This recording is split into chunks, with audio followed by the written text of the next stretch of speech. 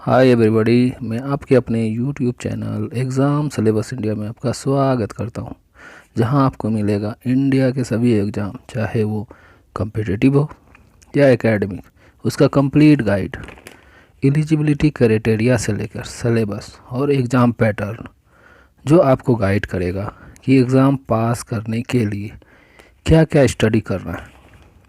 अगर आपको मेरा यह चैनल एग्ज़ाम सिलेबस इंडिया अच्छा लगे तो उसे लाइक करें, सब्सक्राइब करें और शेयर ज़रूर करें।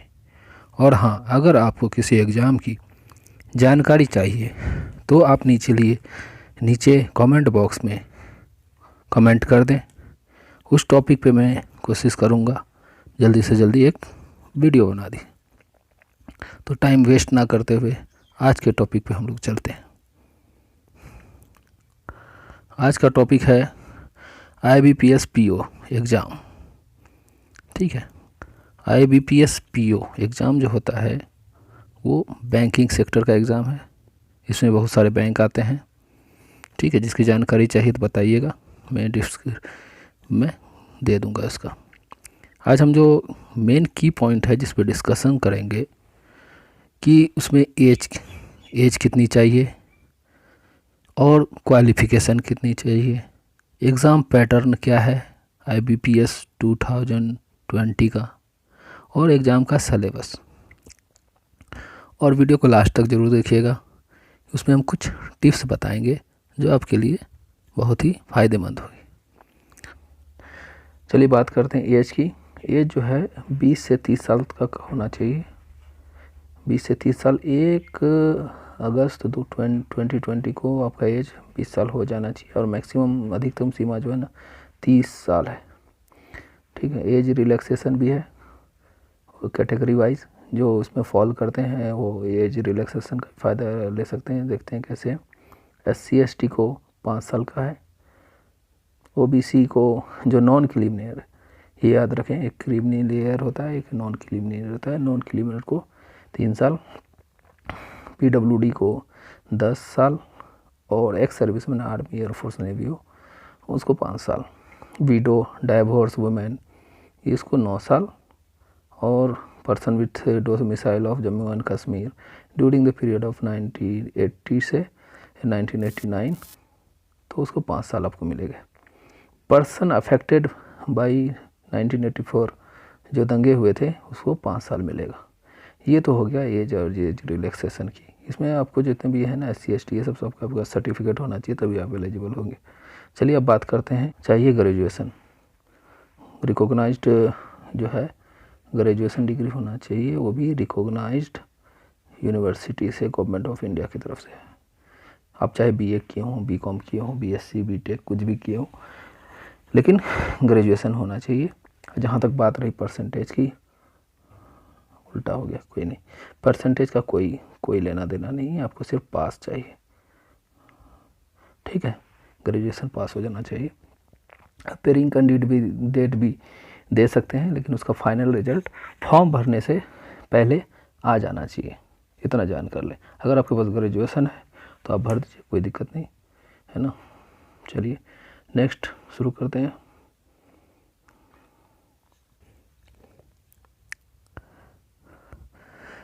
हाँ चलिए, तो अब बात करते हैं IBPS बैंक PO के बारे में।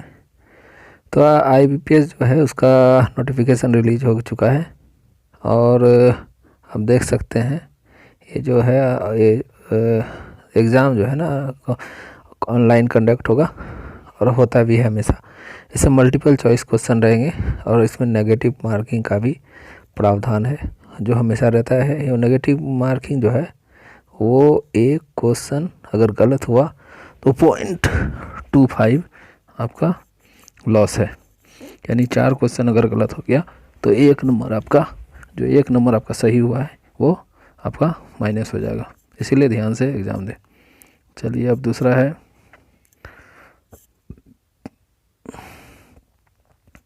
एग्ज़ाम जो है, exam conduct in 3 phase. Exam जो है 3 फेज़ में कंडक्ट होगा। एक प्राइमरी एग्ज़ाम होगा, प्रीलिम एग्ज़ाम होगा, दूसरा मेंस, तीसरा इंटरव्यू लास्ट में। जो फाइनल रिजल्ट बनेगा उसमें मेंस और एग्जाम ये जो इंटरव्यू है उसी का मार्क्स होगा, और जो मेन का होगा 80 और इंटरव्यू का 20, ये रेशियो में आपका सिलेक्शन होगा।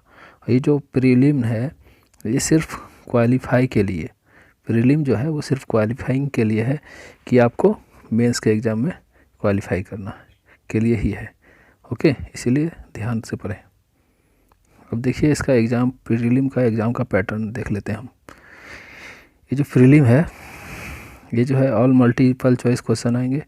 इसमें नेगेटिव मार्किंग जो पहले मैं बता दिया हूँ 0.25 रहेगा, है ना। Minimum cut off mark required for each subject, her subject का अपना एक अलग कट ऑफ मार्क है, और सब में आपको मिनिमम कट ऑफ मार्क लेना है। और जो कट ऑफ मार्क होगा वो आपका डिपेंड करेगा ये कि कितना है वो होगा, और जो मतलब सीट के हिसाब से होता है वो, ठीक है।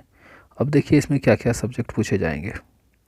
ये प्रीलिम का है तो इसमें 3 सब्जेक्ट होंगे, 3 सेक्शन होंगे। इंग्लिश लैंग्वेज होगा, न्यूमेरिकल एबिलिटी होगा, रीजनिंग एबिलिटी।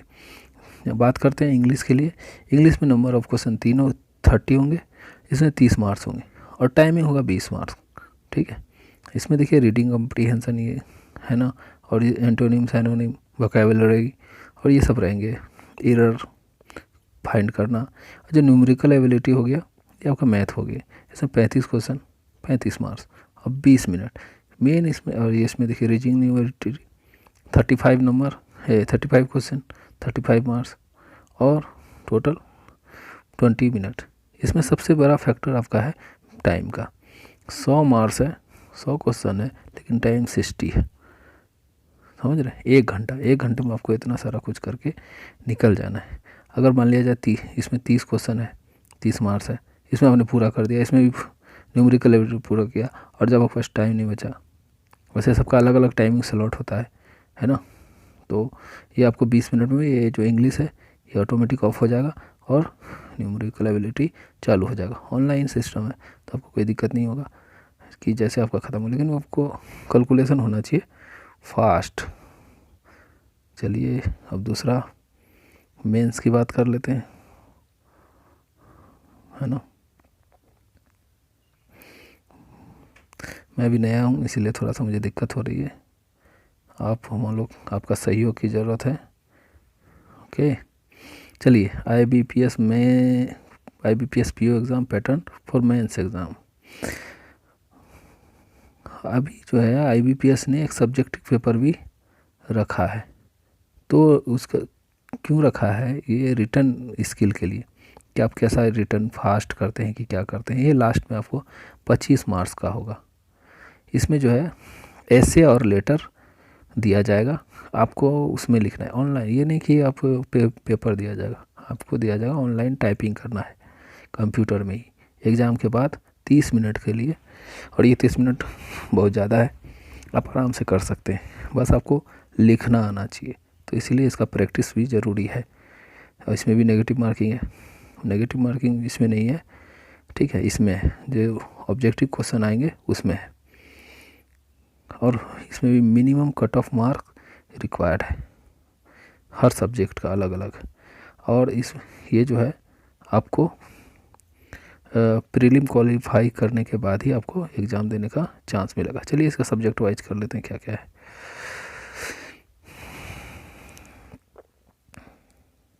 सब्जेक्ट देखिए, सब्जेक्ट है रीजनिंग एंड कंप्यूटर एप्टीट्यूड। पहले रीजनिंग अलग होता था, कंप्यूटर अलग होता था, अब एक साथ कर दिया गया है। इस क्वेश्चन है 45, और मार्क्स का इसमें 60, और 60 मिनट मिल रहा है।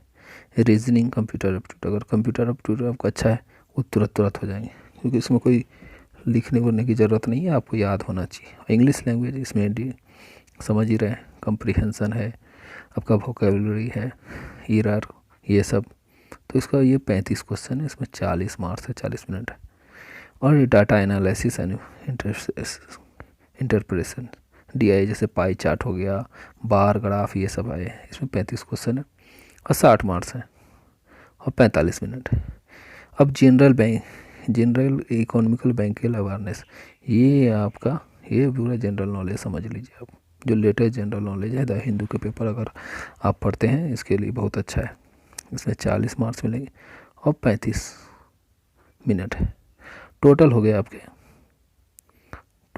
आपके 180, ये टोटल हो गया आपका 200 मार्क्स हो गए, और 155 क्वेश्चन 200 मार्क्स, और इसका 180 मिनट 6×18 मतलब 3 घंटे का एग्ज़ाम है। ओके, उसके बाद थोड़ी देर बाद गैप होगा, उसके बाद आपका ये इंग्लिश लैंग्वेज लेटर और ऐसे राइटिंग हो जाएगा, और इसमें 2 क्वेश्चन रहेगा, पूरा सब्जेक्टिव रहेगा, एक लेटर और ऐसे, लेटर राइटिंग और ऐसे आपको इंग्लिश में लिखना पड़ेगा पूरा। ये 30 मिनट मिलेगा आपको। ये जितने भी है ना, इंग्लिश को छोड़ के बाद बाकी दोनों मीडियम में है, जितने भी आपको जनरल अवेयरनेस, डाटा एनालिसिस कुछ भी है, तो ये सब इंग्लिश और हिंदी दोनों में है। लेकिन जो इंग्लिश है और जो इंग्लिश का ये जो लैंग्वेज का पेपर है, ये दोनों आपको फुल इंग्लिश में आएंगे। तो आपको इंग्लिश का भी तैयारी अच्छा होना चाहिए। डेली आप वोकैबुलरी पढ़ सकते हैं, डेली आप हिंदू पेपर पढ़ें। अगर आपको ज़्यादा भारी लग रहा है तो डेली कोई सा भी छोटा छोटा किताब पढ़ें, बच्चों की कहानी की किताब पढ़ लें, तो इससे आपका एक हैबिट बन जाएगा। और टोटल जो रिजल्ट बनेगा इसमें 225 मार्क्स में बनेगा। ठीक है, इस बात थोड़ी ध्यान दें। और बाद बाकी इस सब में नेगेटिव मार्किंग, इसमें नेगेटिव मार्किंग है ही नहीं, क्योंकि इसमें तो लिखना है, गलत सही तो होना ही नहीं है। चलिए नेक्स्ट। अब देखिए इंटरव्यू कैसे होगा। इंटरव्यू जो है टोटल इंटरव्यू जो है टोटल 100 मार्क्स का है, और इसमें जो है ना मिनिमम पासिंग मार्क्स 40% है। अगर रिजर्व कैंडिडेट है उसको 35%। यार रिजर्व का तो हर जगह फ़ायदा ही फ़ायदा है, कोई बात नहीं, लेकिन उसके रिसोर्सेज भी कम होते हैं ना। तो इसका जो मेन है आपको ध्यान रखना है प्रीलिम का। प्रीलिम का जो है ना 80 और ये 20, चलो यहाँ नहीं नीचे लिखता हूँ, 80-20 रेशियो है। मेन जो काम करेगा आपको मेंस का, वो सारे ये करेंगे मेंस एग्ज़ाम। बाद बाकी जो इंटरव्यू में सिर्फ 20% ही आपका सपोर्ट करेगा। तो ध्यान रखना है, ये नहीं कि उसमें हम ज़्यादा ले आएंगे, ऐसा कुछ नहीं, आपको अपना ध्यान रखना है। चलिए नेक्स्ट। अब आए सिलेबस की बात कर लेते हैं, जो मेन हमारा होगा सिलेबस कि क्या पढ़ना है नहीं पढ़ना है। पहले हम सिलेबस बात करते हैं क्वांटिटेटिव एप्टीट्यूड को। मैंने प्रीलिम और इसका क्या अपना मेंस का दोनों का एक साथ कर लिया है सिलेबस। तो इससे क्या होगा कि आप पढ़ेंगे तो इससे आपका प्रीलिम के साथ साथ मेंस का भी तैयारी हो जाएगा, क्योंकि प्रीलिम और मेंस में एग्ज़ाम में 1 महीने का अंतर होता है। अब ये नहीं कि आप प्रीलिम तैयारी करें फिर उसके बाद मेंस की तैयारी करें, एकदम नहीं, आपको मेंस को साथ में ध्यान में रख के भी तैयार करना पड़ेगा। ये जो क्वांटिटेटिव एप्टीट्यूड में आ जाएगा, ये समझ लीजिए एक तरह का मैथ है। इसमें सिंप्लीफिकेशन आएगा, प्रॉफिट लॉस आएगा, मिक्सर अलाइनमेंट, ठीक है, simple and compound state CI और DI है ना, surd and indices, work time equation जितने हैं वो आएंगे। ठीक है, अब ये देखिए टाइम एंड डिस्टेंस इक्वेशन आएंगे, मेंसुरेशन आएगा, सिलेंडर कौन कहीं से भी आ सकता है, डाटा DI डाटा ये बहुत अच्छा है टॉपिक है, इसमें इजीली हो जाता है अगर आपका प्रैक्टिस है, और अच्छे भी नंबर आते हैं। Ratio, proportion, percentage, number system, series sequence, permutation and combination, measure of central tendency and variation, probability, ये सब सारे आते हैं।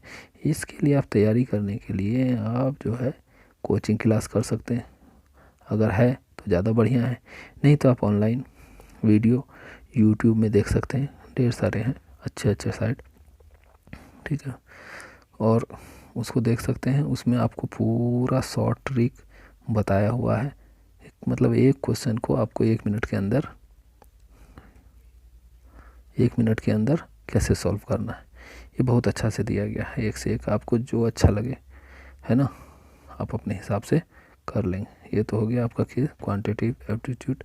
अब आते हैं रीजनिंग।